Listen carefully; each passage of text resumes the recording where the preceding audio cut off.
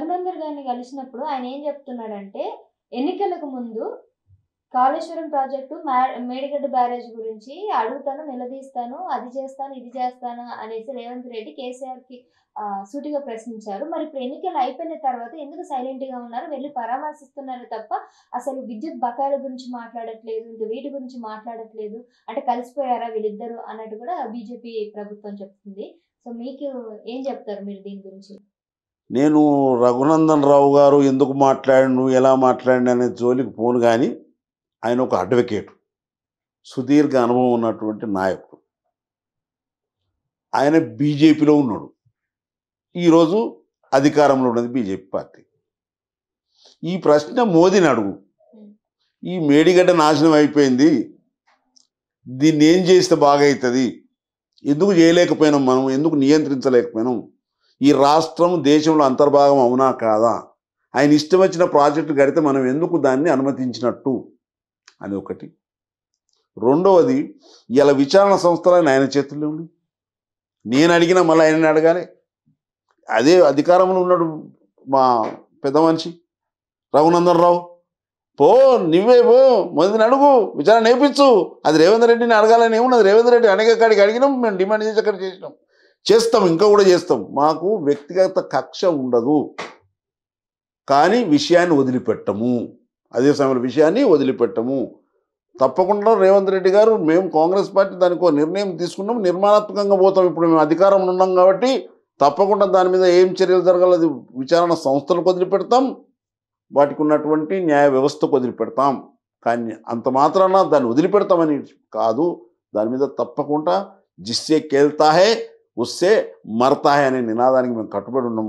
కానీ నీవు కూడా నాయన మీ చేతుల అధికారం పెట్టుకొని నా దిక్కు చూపుడు వేలు చూపించి నువ్వు తప్పించుకునే ప్రయత్నం చేయడం ఇది మంచిగా లేదు అని నేను భావిస్తూ ఉన్నాను. దీన్ని తప్పుగా భావించవద్దని నేను కోరుతా ఉన్నాను. అధికారంలో ఉన్నోళ్ళు అధికారం వాడటం లేదు, నాలుక ఉన్నోళ్ళు పార్లమెంట్లో మాట్లాడటం లేదు, అక్కడ ఉన్నటువంటి మినిస్ట్రీలో కూడా మాట్లాడే పరిస్థితి లేని స్థితి ఉంది. కాబట్టి నేను జాలి పడతా ఉన్నాను అనేటువంటి మాట ఈ సందర్భంగా గుర్తు చేస్తూ ఉన్నాను. తప్పకుండా బీజేపీ పార్టీ కూడా టీఆర్ఎస్ బీజేపీ రెండు ఒక కాయనకు రెండు ఫేసులు, ఇవి రెండు ముఖాలు. ఎందుకంటే ఆయనకు ఈయన సపోర్ట్ చేస్తాడు, ఈయనకు ఆయన సపోర్ట్ చేస్తాడు. కాబట్టి దీని మీద ఏ విచారణ జరగటం లేదు.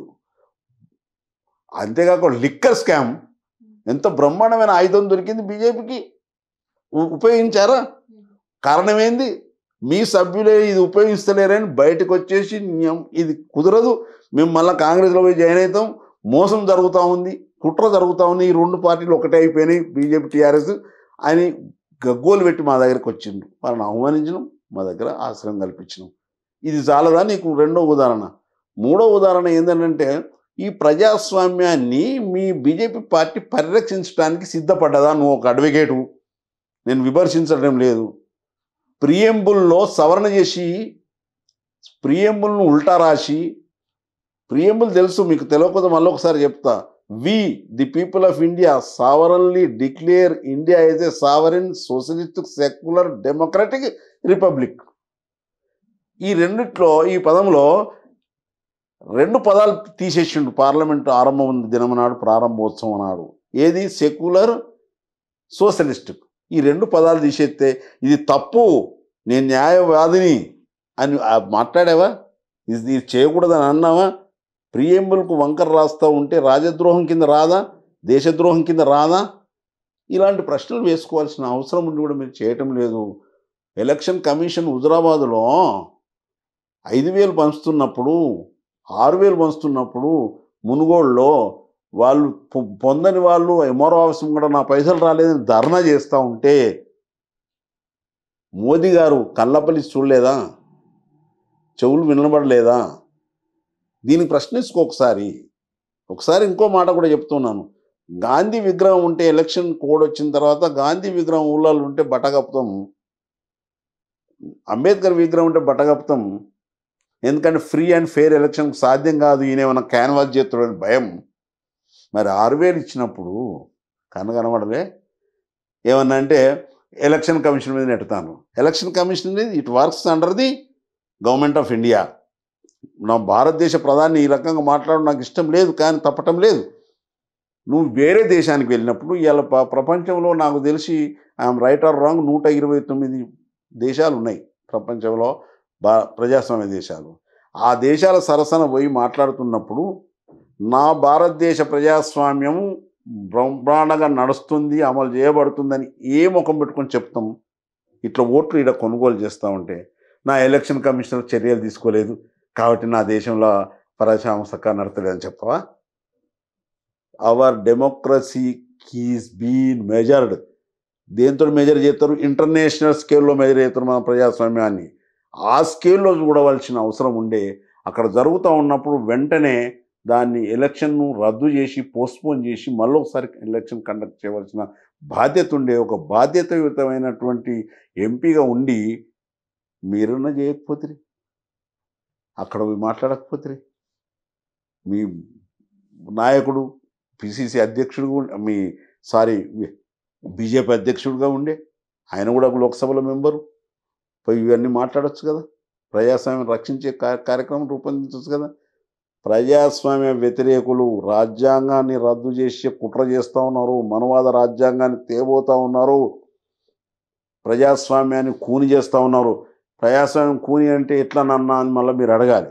ఎస్, ప్రజాస్వామ్యాన్ని బీజేపీ ప్రభుత్వం కావాలని కూని చేస్తూ ఉంది. ఎంచేతనంటే ఈ 2 పదాలు తీసేసిండ్రు. రెండవది, గాంధీని పక్కకు నెట్టి గాడ్సేను దేశభక్తులు అనేటువంటి ప్రచారం చేస్తూ ఉన్నారు. గాంధీ జాతి పిత, ఈ దేశానికి స్వాతంత్రం తీసుకొచ్చినటువంటి గొప్ప నేత. ఆయన పట్టిన ఆయుధాలు అహింస, సహాయ నిరాకరణ, సత్యాగ్రహం. ఈ ఆయుధాలను పట్టుకుంటే ఫిరంగులు అవతల పడ్డాయి, బయటపడ్డాయి. అలాంటి స్థితి నుంచి దేశానికి రక్షణ ఇచ్చి దేశానికి స్వతంత్రం తీసుకొస్తే ఆయనను పక్కన నెట్టి నీ వ్యక్తిగత ప్రాబల్యం కొరకు, పార్టీ ప్రాబల్యం కొరకు ఆర్ఎస్ఎస్ చెప్పిన దాన్ని విని నువ్వు గాడ్సేను దేశభక్తుడు అంటా ఉన్నావు. ఇది మంచిది కాదు. రెండోది, మూడోది చెప్తా ఉన్నాను, ఎలక్షన్ జరుగుతూ ఉన్నప్పుడు కానీ ఏదైనా వ్యవస్థ జరుగుతూ ఉన్నప్పుడు ఈడీలను, సిబిఐని, సిఐడిలను ఉసికొల్పి భయభ్రాంతులను చేసి విచ్చలవిడిగా క్యాంపులను ధ్వంసం చేసి ఇబ్బంది పెడతా ఉన్నాం. అందుకే మా రాహుల్ గాంధీ గారు భారత్ జోడో యాత్ర చేపట్టాడు. కన్యాకుమారి నుంచి కాశ్మీర్ దాకా నడిచిండు. ఎందుకు? ఈ దేశం సమగ్రంగా ఉండాలి, ఈ దేశం సమిష్టిగా ఉండాలి. భిన్న మతాలు, భిన్న ప్రాంతాలు, భిన్న భాషలు, భిన్న సంస్కృతులు, భిన్న ఆచారాలు ఉన్న ఈ పెద్ద ఉపఖండవంత భారతదేశాన్ని సమైక్యంగా ఉంచాలనేటువంటి నినాదంతో కశ్మీర్ నుంచి కన్యాకుమారి నుంచి కాశ్మీర్ దాకా యాత్ర చేపట్టి నఫరత్ చోడో భారత్ జోడో యాత్ర చేపట్టి ముందుకు వెళ్ళింటూ జరిగిందనేటువంటి మాట ఈ సందర్భం గుర్తు చేస్తా ఉన్నాను. ఈ సందర్భం ఇంకొక మాట కూడా మీకు జ్ఞాపకం చేయాలి. ఆ రోజు కాంగ్రెస్ జెండా పట్టుకొని తిరగలేదు నాయన, ఇండియా నేషనల్ ఫ్లాగ్ పట్టుకొని తిరిగిండు, జాతీయ జెండాను పట్టుకొని తిరిగిండు. జాతిని పరిరక్షించాలి. ఎందుకు ఆయన తిరిగింది అంటే ప్రజాస్వామ్యానికి పేటెంట్ రైటు కాంగ్రెస్ పార్టీ రాయించింది, కాంగ్రెస్ రాసింది మా అంబేద్కర్. ఉన్నోనికి ఒకటే ఓటు, లేనోనికి ఒకటే ఓటు, చదువుకున్నోనికి ఒకటే ఓటు, చదువు రానోనికి ఒకటే ఓటు ఇచ్చిన గొప్ప మేధావి డాక్టర్ బిఆర్ అంబేద్కర్ దాన్ని రాయించి ఇచ్చిన ఘనత, ఆవిష్కరించిన ఘనత కాంగ్రెస్ పార్టీది. కాబట్టి అది ఎప్పుడైతే ప్రజాస్వామ్యానికి విఘాతం జరుగుతూ ఉందో, భయభ్రాంతులను చేస్తూ ఉన్నారో, ప్రజాస్వామ్యం విలువలను తీసిపడేస్తూ ఉన్నారో, పార్లమెంట్లో చర్చలు జరగకుండా ప్రజాస్వామ్య దేవాలయమైనటువంటి పార్లమెంట్లో కూడా ప్రతిపక్షాల గొంతు నొక్కుతా ఉన్నారో, నిన్నటికి నిన్న ప్రశ్నిస్తే దరిదాపుగా 141 మందిని సస్పెండ్ చేసి, ఇది ఎప్పుడైనా చరిత్రలో జరిగిందా? ఎన్నడైనా జరిగిందా? నా నెహ్రూని జ్ఞాపకం చేసుకుంటా ఉన్నాను. వాజ్పేయి లాంటి ఒక ప్రతిపక్ష నేత ఉంటేనే ప్రజాస్వామ్యానికి విలువ అని చెప్పి ఆయన ఉండాలి ప్రతిపక్షంలో అని కోరుకున్నాడు. దానికి భిన్నంగా ప్రతిపక్షం లేకుండా తుడిచేస్తాం, మా ఇష్టం వచ్చిన బిల్లులు పెట్టేసుకుంటాం, మేము ఇష్టరాజ్యం నడిపిస్తూ ఉంటుండేది. ఇది అప్రజాస్వామ్యం కాదా? ఈరోజు ఇండియా అనే ఒక పార్టీ పెట్టి దేశంలో ఉన్నటువంటి 28 ప్రతిపక్షాలన్నీ కలిసి ఇండియా పార్టీ పెట్టిన ప్రధాన ఉద్దేశం అందరికీ తెలియాలి. ప్రజాస్వామ్యం ప్రమాదంలో ఉంది. మాలన్లో మనకు తగులుంటే ఉండవచ్చు, 28 పార్టీలలో కూడా సదాభిప్రాయం ఏకాభిప్రాయం లేదు, భిన్నాభిప్రాయాలు ఉన్న పార్టీలు ఉన్నాయి. కానీ ప్రజాస్వామ్యం వచ్చినప్పుడు అందరం ఒకటే అభిప్రాయంలో పనిచేస్తాం. ప్రజాస్వామ్యాన్ని బీజేపీ ప్రభుత్వం కూలి చేస్తూ ఉంది కాబట్టి ఇండియా పార్టీ పెట్టి ఈ ప్రజాస్వామ్యాన్ని రక్షించుకోవాలి, దానికి కాంగ్రెస్ పార్టీకి జవసత్వాలు ఉన్నాయి అని బాంబేలో యునానిమస్గా తీర్మానం చేసిన బాంబేలో ఆ రోజు నుంచి ఈ రోజు వరకు కూడా రాహుల్ గాంధీ గారు ఆ ప్రయత్నంలో కొనసాగుతూ ఉన్నారు. తప్పకుండా ఈ భారతదేశ ప్రజాస్వామ్యాన్ని పరిరక్షించే బాధ్యత కాంగ్రెస్ పార్టీది. ఎందుకంటే పేటెంట్ రైట్ కలిగిన పార్టీ. ఆ పేటెంట్ రైట్కు వారసుడు ఎవడు అంటే కాంగ్రెస్ పార్టీకి వారసుడు అంటే కాంగ్రెస్ పార్టీ. ఆ కాంగ్రెస్ పార్టీకి వారసుడు రాహుల్ గాంధీ. రాహుల్ గాంధీకి వారసులమైనటువంటి కాంగ్రెస్ సైన్యం, దేశవ్యాప్తంగా ఉన్నటువంటి కాంగ్రెస్ సైన్యం అంతా మేము వారసులం. ఆయన వెంట నడుస్తాం, కాంగ్రెస్ పార్టీ వెంట నడుస్తాం. ప్రజాస్వామ్యాన్ని పరిరక్షించుకునే క్రమంలో, బీజేపీని గద్దెదించే క్రమంలో ముందుకు వెళుతాం అనేటువంటి మాట ఈ సందర్భంగా గుర్తు చేస్తా ఉన్నాను. అంతేకాకుండా ఎక్కడన్నా ఏదైనా చిన్న తప్పిదం జరిగితే ప్రతిపక్షం వాళ్ళు లేవటి చూపిస్తే తప్పని పిలిచినప్పుడు తొందరగా దాన్ని రెక్టిఫై చేసుకునేటువంటి గుణం ఉండవలసిన అవసరం ఉంది ప్రజాస్వామ్యంలో. 3 నల్ల చట్టాలు తీసుకొచ్చి ప్రజలు సంవత్సరాల పాటు చలికి, ఎండకు, వానకు, అక్కడ ఉత్తరప్రదేశ్లో చలి ఎట్లుంటుంది, కొరికిపోయే చలిలో ఉన్నటువంటి పరిస్థితుల్లో వాళ్ళు ఉంటా ఉంటే, ధర్నాలు చేస్తూ ఉంటే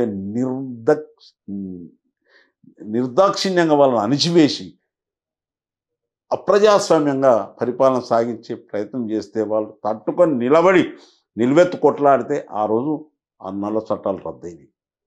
దేశానికి సారి చెప్పినావా? రైతు సమాజానికి సారి చెప్పినావా? చెప్పలేదు. దానికి ఒక మచ్చుకు ఒక ఉదాహరణ చెప్తా. వడ్లు కొనటానికి పోతే, అమ్మటానికి పోతే కొనటైన ధర చెప్తాడు. మక్కలు అమ్మటానికి పోతే కొనటైన ధర చెప్తాడు. పత్తి తీసుకువెళ్తే మార్కెట్లో కొనటైన చెప్తాడు. ఎరువులకు పోతే అమ్మటైన చెప్తాడు. పురుగు మందులకు పోతే అమ్మటైన చెప్తాడు. ట్రాక్టర్ కొందామని పోతే అమ్మటైన చెప్తాడు.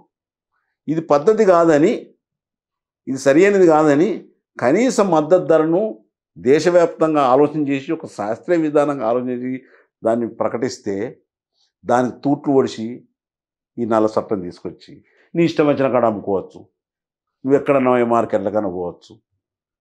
2 ఎకరాలు చిన్న కమతాలు. భారతదేశం అనగానే వ్యవసాయ దేశం అంటారు. వ్యవసాయ దేశం అంటే చిన్న కమతాల దేశం అంటారు. చిన్న కమతాలు 1000 హెక్టార్లు ఉండవు. అదే అమెరికాలో అయితే 10,000 హెక్టార్లు ఒక ఫామ్, 10,000 హెక్టార్లు. కానీ నా దేశంలో 2 ఎకరాలు, అరెకరం. ఈ అరెకరం 1 ఎకరం ఉన్నోళ్ళు ఎక్కడ తీసుకుపోయి కాశ్మీర్లో అమ్ముతాడు, ఎక్కడ తీసుకుపోయి అమెరికాలో అమ్ముతాడు, ఎక్కడ తీసుకుపోయి వేరే దేశంలో అమ్ముతాడు? అది సరి అనేది కాదు. ఆ రకంగా గోడౌన్లను రద్దు చేసే ప్రయత్నం, తర్వాత కొనుగోలు కూడా వికేంద్రీకరణ చేసే ప్రయత్నం, కనీస మద్దతు ధరను అమలు చేయలేకపోవటం, అట్లాంటి చట్టం తీసుకొచ్చి. అంతేకాకుండా ఒక 56 రకాల సంస్థలు ఉన్నాయి కేంద్ర పరిధిలో ఉన్నటువంటి సంస్థలు. ఆ సంస్థలను రైల్వే, ఎల్ఐసి లాంటి పెద్ద పెద్ద సంస్థలను రద్దు చేసి ఒక్క నౌకరీ ఇవ్వకుండా ప్రైవేటీకరణ కోసం, ఆదానికి లబ్ధి చేకూర్చడం కొరకు వ్యవసాయాన్ని కార్పొరేట్ వ్యవస్థకు అప్పజెప్పేటువంటి ప్రయత్నం జరిగింది. అది అప్రజాస్వామ్యం కాదా అని నేను కోరుతా ఉన్నాను. ఇలా రైల్వేలో అనేక మంది ఉద్యోగస్తులు, మా పేదవాళ్ళు, బడుగు బలహీన వర్గాలకు సంబంధించిన వాళ్ళు కీమెన్గా, ఈమెన్గా రైల్లో పనిచేస్తూ ఉంటే వాళ్ళందరినీ ప్రైవేటీకరణ చేసే ప్రయత్నం చేసి దేశానికి ఇబ్బంది పెట్టే ప్రయత్నం చేస్తూ ఉన్నాము. స్ఫూర్తి ఏందనంటే నువ్వు బ్రతుకు, ఇంకొన్ని బ్రతకనియ్యు అనేటువంటి విధంగానే మరి సంస్థలను ఏర్పాటు చేస్తే ఆ సంస్థ ద్వారా కొందరికి ఉద్యోగాలు వస్తాయి. దాంతో వాళ్ళ జీవనం మెరుగైతే తద్వారా సమాజం అభివృద్ధి జరుగుతుంది, దేశం అభివృద్ధి జరుగుద్ది అనేటువంటి విధంగా మనం ప్రయత్నం చేసిండ్రు. మొదటి నుంచి కూడా ఈరోజు కూడా చెప్తున్నాను, గతంలో చదువు వచ్చిన వాళ్ళు ఎవరు లేకపోయినప్పుడు విద్య అందించాలంటే 7వ తరగతి చదివిన వాళ్ళను కూడా ఉపాధ్యాయులుగా మేము నియామకం చేసినాం. నేను ఉద్యోగం చెప్తున్నాను, 7వ తరగతి చదివిన వాళ్ళను కూడా. ఎందుకంటే something is better than nothing అనేటువంటి విధంగా 7 చదివిన చాలు అక్షరాలు నేర్పుతాడు కదా, అక్షర జ్ఞానం అయితే వానికి జీవనం ప్రమాణం మెరుగైద్ది కదా, జీవన విధానం మెరుగవద్దు కదా అనేటువంటి ఆలోచనతోటి లిటరసీ ప్రమోషన్ ప్రోగ్రామ్ కింద తీసుకొని దాని తర్వాత క్వాలిటీ పెట్టినాం. మొదలే క్వాలిటీ పెడితే ఇప్పుడు బడికే రాడు. అలాంటి స్థితి తీసుకొచ్చాము. అట్లనే ఉద్యోగస్తుల కల్పన కోసం కేంద్ర పరిధిలో ఉన్నటువంటి అనేక సంస్థలను మనం నిర్మాణం చేస్తే ఆ నిర్మాణ సంస్థలన్నీ ప్రైవేటీకరణ చేసి ప్రజా వ్యతిరేకమైనటువంటి పరిపాలన సాగిస్తున్నటువంటి బీజేపీ ప్రభుత్వం కూడా ఒక్కరోజు కూడా ఇంకా ఇన్ని రోజులు చేసిన ఈ ఒక్కరోజు కూడా పరిపాలన చేసే అర్హత బీజేపీ పార్టీకి లేదు అనేటువంటి మాట ఈ సందర్భం గుర్తు చేస్తూ రానున్న ఎన్నికలలో బీజేపీ పార్టీని ఎండగడతాం, వారి యొక్క వైఫల్యాన్ని బయటకు తీసుకొస్తాం, వాళ్ళు చేస్తున్నటువంటి దుర్మార్గమైనటువంటి ఆలోచనలు బయటకు తీసుకొస్తాం, అప్రజాస్వామ్యాన్ని బయటకు తీసుకొస్తాం, దేశాన్ని ప్రజాస్వామ్యయుతంగా పరిపాలన చేసే దిశగా కాంగ్రెస్ పార్టీ మా రాహుల్ గాంధీ గారి నాయకత్వంలో, మల్లికార్జున ఖర్గే గారి నాయకత్వంలో ముందుకు వెళుతాము అనేటువంటి మాట ఈ సందర్భంగా గుర్తు చేస్తా ఉన్నాను. Right sir. అయితే కేంద్రంలో ఈసారి బీజేపీ దిగి కాంగ్రెస్ వస్తుందని నమ్మకంగా ఉందా మీకు? తప్పకుండా వస్తుంది. ఎందుకంటే వాళ్ళు కూడా ఈయనకు తీసేం పోలేదు. కేసీఆర్ ఈ రకంగా ఇక్కడ నాశనం చేస్తే, నువ్వు 1వ తరగతితో నువ్వు ఇంత నాశనం చేస్తే నేను 10 తరగతులు చదివి ఇంకెంత నాశనం చేయాలని చేసిండు పోటీపడి. వీళ్ళిద్దరు కలిసి నాశనం చేసిండు. నేను దేశాన్ని కొల్లగొడతా, నువ్వు రాష్ట్రాన్ని కొల్లగొట్టు, అక్కడ నేను నిర్వీర్యం చేస్తా, ఇక్కడ నిర్వీర్యం చేస్తా, అక్కడ ఒక ఉద్యోగం ఇవ్వ, నువ్వు కూడా ఇక్కడ ఒక ఉద్యోగం ఇవ్వకు అనేటువంటి విధంగా పోయినరు. ఇది మంచి పద్ధతి కాదు. ఈ దేశం ప్రమాదంలో నెట్టేస్తూ ఉన్నారు. ఇప్పటిదాకా చెప్పిన 3-4 ఉదాహరణలు అప్రజాస్వామ్యమైనటువంటి పరిపాలన బీజేపీ చేస్తూ ఉంది, బీజేపీ కుట్రలో ఉంది, కుట్ర చేస్తూ ఉంది. ఇది సరి అనేది కాదు. వాళ్ళ యొక్క ఆర్ఎస్ఎస్ సిద్ధాంత ప్రకారంగా 2025లో ఏదో చేయాల్సి ఉందట, దాని ప్రకారం చేస్తామనేటువంటి ఆలోచన పోతూ ఉన్నారు. ఇది మంచిది కాదు. ప్రజాస్వామ్యాన్ని పరిరక్షించుకునే బాధ్యత ఎవరిది? ప్రజలందరిది. పేటెంట్ రైట్ కలిగిన పార్టీ కాంగ్రెస్ పార్టీ ముందు వరుస నుండి పోరాటం చేస్తుంది. ప్రజలు చైతన్యపూరితమై ఎన్నో కష్టాలు పడి, ఎన్నో త్యాగాలు చేసి, త్యాగాల పునాదుల మీద నిర్మాణం అనేది మన ప్రజాస్వామ్య వ్యవస్థ. త్యాగాల పునాదుల మీద నిర్మాణమైనటువంటి ప్రజాస్వామ్య వ్యవస్థను కాపాడుకునే బాధ్యత ప్రజలందరిది. కాంగ్రెస్ పార్టీ ముందు వరుస నుండి పోరాటం చేస్తుంది. దయవుంచి ప్రజానీకం అంతా చైతన్యపూరితులై కాంగ్రెస్ పార్టీని దీవించండి. మంచి సుపరిపాలన అందించేటువంటి అవకాశం పార్టీకి ఇవ్వండి. మా పార్టీ ప్రజాస్వామ్యం ఉన్నంతకాలం నిలబడి ఉండేటువంటి పార్టీ కాంగ్రెస్ పార్టీ. ఈ చిన్న చిన్న పార్టీలు, చితక పార్టీలు ఏదన్నా పండుగ జరిగినప్పుడు, ఏదైనా ఉత్సవాలు జరిగినప్పుడు, జాతర అంటారు మా దగ్గర, సమ్మక్క జాతర జరిగినప్పుడు పెట్టే దుకాణాలు అవి. జాతర 3 రోజులు 4 రోజులు దాగానే జాతర అయిపోగానే కట్టెలు ఎత్తుకొని సపరేట్గా బండి మీద వేసుకొని గాడి మీద వేసుకొని వెళ్ళిపోతారు. కానీ కాంగ్రెస్ పార్టీ అట్లా కాదు. గర్భగుడికి ఎదురుగా ఉన్నటువంటి నా కొబ్బరికాయల దుకాణం, ప్రజాస్వామ్యం ఉన్నంతసేపు నా కాంగ్రెస్ పార్టీ విరాజిల్లుతూ ఉంటుంది. హెచ్చుతగ్గులు ఉంటాయి, ఎత్తుపల్లాలు ఉంటాయి, అన్నిటి తట్టుకొని ప్రజల కోసం ఏర్పాటైనటువంటి కాంగ్రెస్ పార్టీ జీవించి ఉంటుంది, ప్రజాస్వామ్యాన్ని పరిరక్షిస్తుంది. దానికి మీ అందరి సహకారం, విజ్ఞులు, యువకులు, మేధావులు, యువతులు, మహిళలు అందరి సహకారాలు మాకు కావాలని కోరుతా ఉన్నాను అనేటువంటి మాట ఈ సందర్భంగా తెలియజేసుకుంటూ, ఆ రోజుల్లో కూడా మహిళా బిల్లు పెట్టింది మాది కాంగ్రెస్ పార్టీ. ఒక సమాజంలో ఒక పేపరు, 2 పేపర్లు ఒక పరీక్షకు ఉంటే, ఒక పేపర్లో 100 మార్కులు వచ్చి మగవాళ్ళ పేపర్లో, ఆడవాళ్ళ పేపర్లో 0 మార్కులు కనుక వస్తే ర్యాంకు రాదు ఆయనకు. కాబట్టి వీళ్ళను కూడా మగవాళ్ళతో పాటుగా తీర్చిదిద్దాలని ఓ కార్యక్రమం తీసుకొని 73వ రాజ్యాంగ సవరణ తెచ్చిన ఘనత కాంగ్రెస్ పార్టీది. మహిళా బిల్లును తీసుకొచ్చిన ఘనత కాంగ్రెస్ పార్టీది. ఈరోజు చెప్తా ఉన్నాను, ఉపాధి హామీ ఒక్కసారి గుర్తు చేసుకొని, ఉపాధి హామీలో మగవాళ్ళకు 70 రూపాయలు ఉండే ఆ కాలంలో, ఆడవాళ్ళకి 25 రూపాయలు ఉండే ఉపాధి హామీ రాకముందు. కానీ ఉపాధి హామీ వచ్చిన తర్వాత ఆడవాళ్ళకు మగవాళ్ళకు సమాన వేతనం, ఇవాళ 200-300 రూపాయలు సమాన వేతనం ఇచ్చేటువంటి కార్యక్రమాన్ని రూపొందించి అమలు చేస్తున్నది కాంగ్రెస్ పార్టీ. కాంగ్రెస్ పార్టీ పథకాలు పెట్టదు సుమా, చట్టాలు తీసుకొస్తుంది. ఇవాళ సమాచార హక్కు చట్టం, ఉపాధి హామీ చట్టం, విద్యా హక్కు చట్టం, వనరక్షణ, అటవీ రక్షణ చట్టం, ఇట్లా చట్టాలు తీసుకొచ్చి ప్రజలను బలోపేతం చేస్తాం తప్ప పథకాలు పెట్టి ఆశ చూపించి ప్రజలను బలహీనం చేసి తాయిలాలు ఇచ్చి ప్రజల యొక్క శక్తిని, సామర్థ్యాన్ని నిర్వీర్యం చేసేటువంటి కార్యక్రమం కాంగ్రెస్ పార్టీ ఎన్నడూ చేయదు అనేటువంటి మాట ఈ సందర్భం గుర్తు చేస్తా ఉన్నాను. మేము ఆ రోజుల్లో కూడా చట్టాలు తీసుకొచ్చాము. ఈరోజు ఉపాధి హామీ చెప్తే ఆశ్చర్యపోతారు. ఆడవాళ్ళకు మగవాళ్ళకు సమాన వేతనం ఇచ్చడానికి అవకాశం కల్పించిన చట్టం, కనీస వేతనాన్ని అమలు చేసినటువంటి చట్టం ఇది. ఆటోమేటిక్గా అనేక చట్టాలు ఉన్నప్పటికీ, కనీస వేతనం అమలు చేయడానికి అనేక కార్యాలయాలు ఉన్నప్పటికీ కూడా, అనేక నిఘా వ్యవస్థలు ఉన్నప్పటికీ కూడా అది అమలు కాలే కనీస వేతనం. కానీ ఉపాధి హామీ వచ్చిన తర్వాత ఆటోమేటిక్గా అది అమలు చేయబడుతున్నది కనీస వేతనం. అంత దూరదృష్టితో పనిచేసేటువంటి కార్యక్రమాలను ఆవిష్కరిస్తుంది కాంగ్రెస్ పార్టీ. అట్నే ఎస్సీ ఎస్టీలకు సప్లాన్ తీసుకొచ్చి పెట్టాం. మా దామోదర రాజనరసింహ గారు ఉప ముఖ్యమంత్రి ఉన్నప్పుడు సప్లాన్ తీసుకొచ్చి పెట్టాం, చట్టం చేసినాము. నీ తాయిలాలు వద్దు, నీ యొక్క దాన ధర్మాలు వద్దు, వాళ్ళ హక్కును కల్పించి హక్కు ద్వారా పోరాటం చేయండి అని చెప్పినాం. అట్లాంటి పార్టీ కాంగ్రెస్ పార్టీ. చట్టాలు తీసుకొచ్చి ప్రజలను బలోపేతం చేస్తాము అనేటువంటి మాట ఈ సందర్భం గుర్తు చేసుకుంటూ, మరి ఈ రానున్న రోజుల్లో తప్పకుండా మెరుగైనటువంటి సమాజం కోసం, మార్పు కోసం కాంగ్రెస్ పార్టీ ప్రయాణం చేస్తుంది. కాంగ్రెస్ పార్టీ ఈ దేశానికి శ్రీరామ రక్ష అనేటువంటి మాట తెలియజేసుకుంటాము.